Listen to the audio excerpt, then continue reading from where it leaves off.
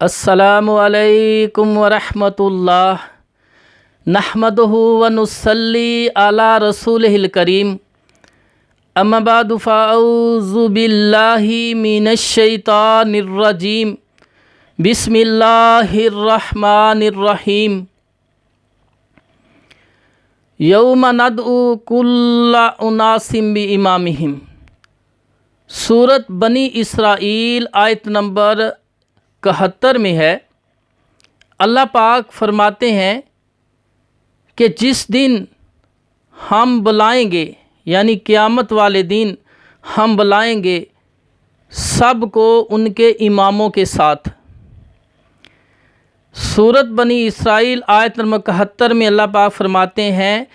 کہ ہم سب کو قیامت والے دن ان کے اماموں کے ساتھ بلائیں گے۔ تو میرے بھائیوں، حنفی بھائی کہتے ہیں کہ قیامت والے دن اللہ پاک نے یہ فرمایا ہے کہ سب کو ان کے اماموں کے ساتھ بلایا جائے گا۔ تو حنفی جو ہیں وہ کہتے ہیں ہم امام ابو حنیفہ رحمۃ اللہ کے جھنڈے کے نیچے جمع ہوں گے اور امام ابو حنیفہ رحمۃ اللہ ہمیں اللہ پاک کے پاس لے کے جائیں گے، اور مالکی امام مالک رحمہ اللہ کے جھنڈے کے نیچے جمع ہوں گے، اور امام مالک کے ساتھ وہ اللہ کی طرف جائیں گے، اور امام شافعی رحمۃ اللہ کے جو مقلد ہیں شافعی، وہ امام شافعی رحمۃ اللہ کے جھنڈے کے نیچے جمع ہوں گے اور امام شافعی رحمۃ اللہ کے ساتھ آگے بڑھیں گے، اور حنبلی جو ہیں امام احمد بن حنبل رحمۃ اللہ کے جھنڈے کے نیچے جمع ہوں گے اور وہ اللہ کی طرف جائیں گے میدان محشر میں۔ تو میرے بھائیوں، تو مقلدین اور حنفی بھائی کہتے ہیں کہ اہل حدیثوں کا امام کوئی نہیں ہے، اہل حدیثوں کا کوئی امام نہیں ہے، اس لیے یہ کن کے جھنڈے کے نیچے جمع ہوں گے؟ یہ تو کسی کی تقلید نہیں کرتے۔ تو میرے بھائیوں، اس موضوع پہ بات کروں گا کہ اہل حدیثوں کے امام کون ہیں، اہل حدیثوں کے امام کون ہیں۔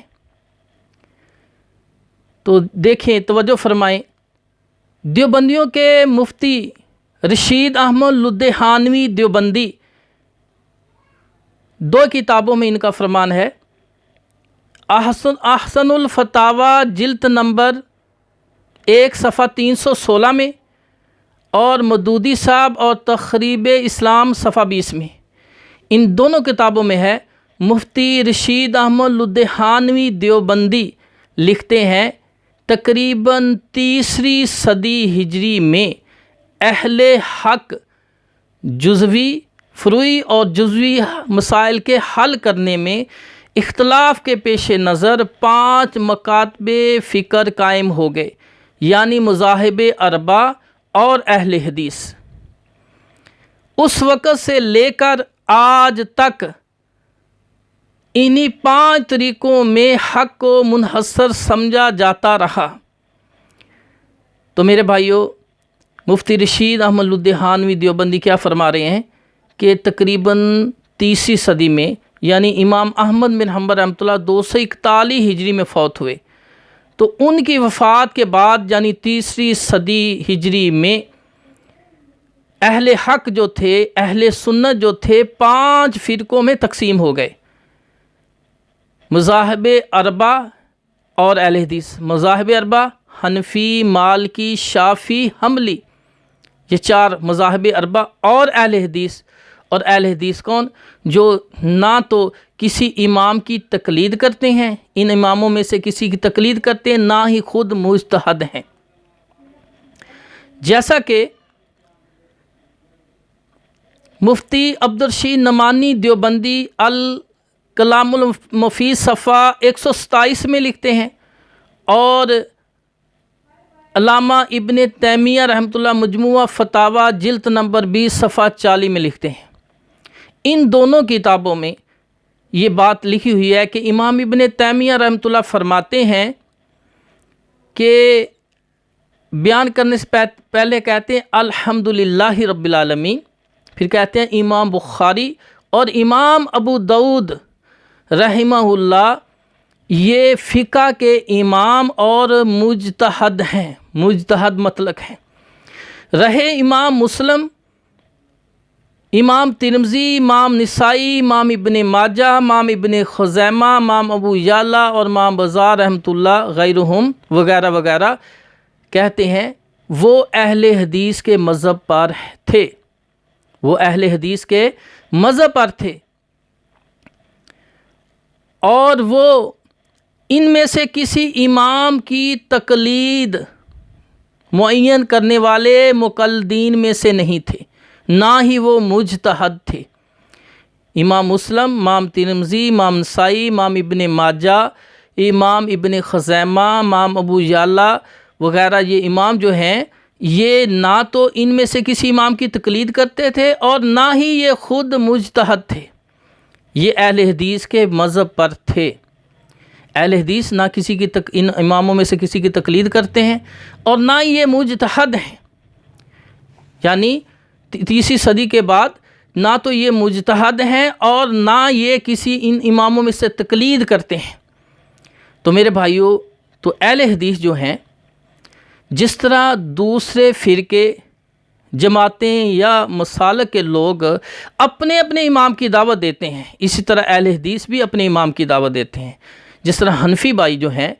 وہ اپنے امام کے اقوال ماننے کے لوگوں کو دعوت دیتے ہیں، خود بھی عمل کرتے ہیں، لوگوں کو بھی دعوت دیتے ہیں۔ تو آپ اس کی مثال سمجھیں کس طرح بریلویوں کے بریلوی سنی حنفی کہ اعلیٰ حضرت احمد رضا خان صاحب اپنی کتاب بالغ النور درد فتاوی رضویہ جلد نمبر 6 صفحہ نمبر 34 میں فرماتے ہیں، کہتے ہیں کہ جو شخص امام ابو حنیفہ رحمۃ اللہ کے قیاس کو حق نہیں سمجھتا وہ کافر ہو گیا۔ جو شخص امام ابو حنیفہ رحمۃ اللہ کے قیاس کو حق نہیں سمجھتا وہ کافر ہو گیا۔ تو یہ کتنی شدت کے ساتھ امام ابو حنیفہ رحمۃ اللہ کی تقلید کی طرف دعوت دی جا رہی ہے، اور اسی طرح ان کے بریلوی سنی حکیم الامت مفتی احمد یار نعیمی جاء الحق کے اندر حصہ دوم میں اور قنوت نازلہ پڑھنا منع ہے اس باب کے نیچے لکھتے ہیں، ایک سوال کے جواب میں کہتے ہیں اس کا جواب ہم بارہا دے چکے ہیں، اب ایک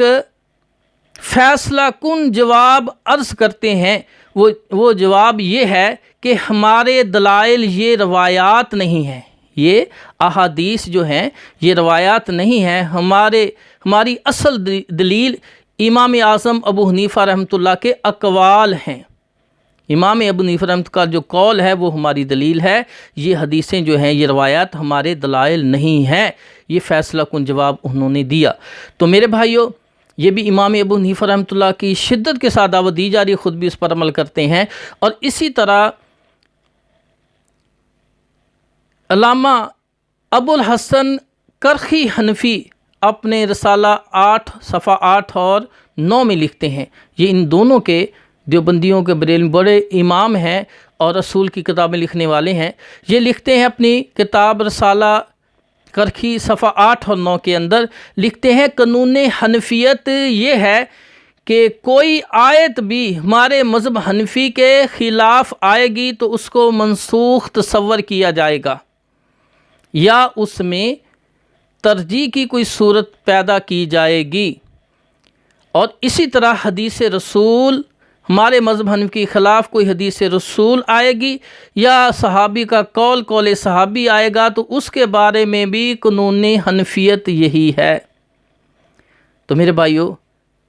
یہ تو کمال کر دیا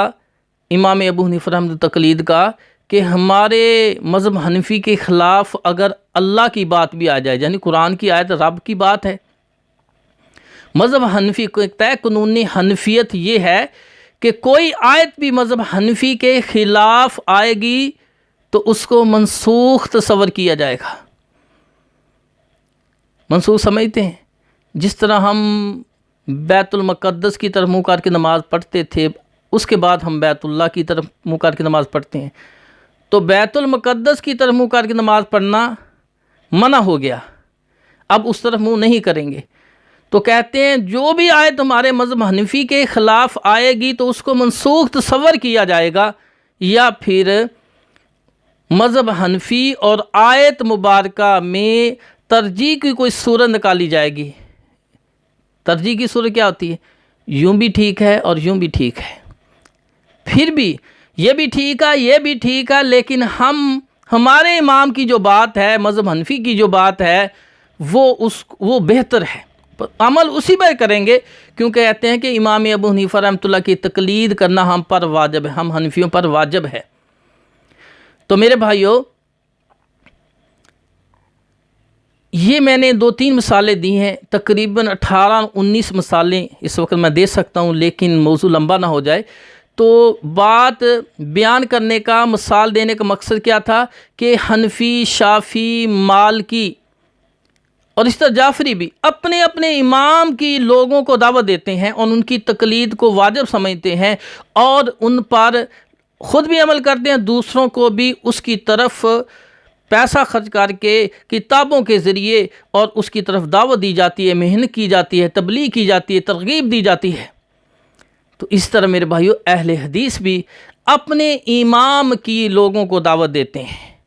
اس کی سنت پر عمل کرنے کی، خود بھی عمل کرتے ہیں، دوسروں کو بھی اس کے طریقے پر چلنے کی، اس کے اقوال پر چلنے کی، ان کے فرمان پر چلنے کی لوگوں کو دعوت دیتے ہیں، اور اس کو ثواب سمجھتے ہیں، اور اپنے امام کی پیروی کرنے کو واجب سمجھتے ہیں۔ تو میرے بھائیو، اب 3 صدی اور اس کے بعد جس طرح امام ابن تیمیہ رحمۃ اللہ علیہ نے مجموعہ فتاوی جلد نمبر 20 صفحہ 40 میں، اور عبدالرشید نعمانی دیوبندی نے الکلام فی صفحہ 127 میں فرمایا کہ 3 صدی سے لے کر آج تک اہل حق جو ہیں 5 گروہوں میں تقسیم ہوئے: حنفی، شافعی، مالکی، حنبلی اور اہل حدیث۔ تو اہل حدیث ہر دور میں، اہل حدیث کس کو کہتے ہیں؟ جو ان اماموں کی تقلید بھی نہیں کرتا اور خود بھی مجتہد مطلق نہیں ہے، تو ایسا بندہ جو ہے اس کو اہل حدیث کہتے ہیں۔ اور 3 صدی سے پہلے بھی، جس طرح امام ابن قیم رحمۃ اللہ علام الموقعین کے اندر فرماتے ہیں کہ امام شافعی رحمۃ اللہ فرمایا کرتے تھے کہ لوگوں، جماعت اہل حدیث میں شامل ہو جاؤ، دوسروں کی نسبت ان کی راہ درست ہے، دوسروں کی نسبت ان کی راہ صحیح ہے۔ تو امام شافعی رحمۃ اللہ لوگوں کو جماعت اہل حدیث میں شامل ہونے کی دعوت دیا کرتے تھے۔ تو بعد والے 30 صدی کے بعد تو دیتے ہی ہیں، اس سے پہلے بھی بہت سے محدثین جو ہیں وہ کتاب و سنت پر چلتے تھے، اور اہل حدیثوں کا منہج یہ ہے، وہ کہتے ہیں کہ چاہے امام ابو حنیفہ رحمۃ اللہ سے ہمیں نبی کی حدیث مل جائے، چاہے امام احمد بن حنبل سے، امام مالک یا امام شافعی سے مل جائے، تو اس کو سینے سے لگاتے ہیں، کہ وہ کہتے ہیں کہ ہمارے امام محمد صلی اللہ علیہ وسلم کی یہ بات بتلا رہے ہیں، اور جو صحیح سند سے ثابت ہو جائے کہ یہ نبی کی بات ہے، تو اہل حدیث نہ صرف اس پر عمل کرتے ہیں بلکہ لوگوں کو اس کی دعوت دیتے ہیں، اس دعوت دینے کو ثواب سمجھتے ہیں۔ اور اہل حدیثوں کے امام کون ہیں؟ محمد صلی اللہ علیہ وسلم۔ امام محمد بن حبان رحمہ اللہ فرماتے ہیں، جواہر البخاری صفحہ 14 میں اور راہ سنت صفحہ 92 میں ہے کہ محمد بن حبان رحمۃ اللہ علیہ جو 354 ہجری میں فوت ہوئے، وہ فرماتے ہیں یہ بات درست ہے کہ قیامت کے دن اہل حدیث رسول اللہ صلی اللہ علیہ وسلم کے سب سے زیادہ قریب ہوں گے۔ قیامت کے دن اہل حدیث رسول اللہ صلی اللہ علیہ وسلم کے سب سے زیادہ قریب ہوں گے، یہ بات بالکل درست ہے۔ امام محمد بن حبان رحمۃ اللہ علیہ 354 ہجری میں فوت ہوئے فرماتے ہیں۔ اسی طرح مفسر قرآن امام ابن کثیر رحمۃ اللہ علیہ